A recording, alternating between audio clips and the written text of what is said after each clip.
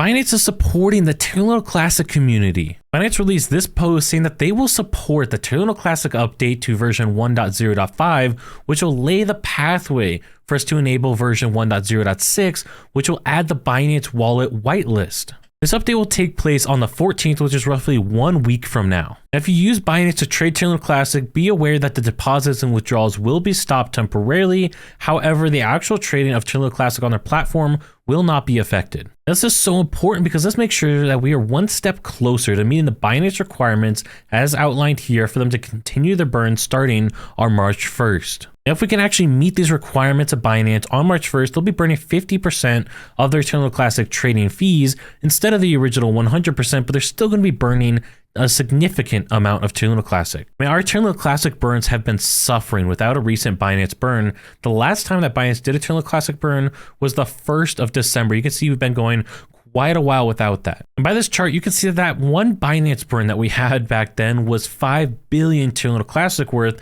And since that has happened, we haven't even burned 5 billion yet total. And so our Terra Luna Classic average daily burn has been suffering. If we actually took out the Binance burn, this average burn per day would be closer to about 30 million Terra Luna Classic instead of closer to 130 million. That Binance burn greatly swings, greatly impacts how much Terra Luna Classic we are actually burning as a community. And this is a problem because we don't really have a bunch of different utilities that can burn Terra Luna Classic. When we look right now at our ecosystem as to who's burning Terra Luna Classic, we have a couple of key people. We have all nodes, we have LUNC DAO, we have a couple different platforms, but there's really not a lot. Binance makes up close to 50% of all the Terra Luna Classic burns that we've seen so far.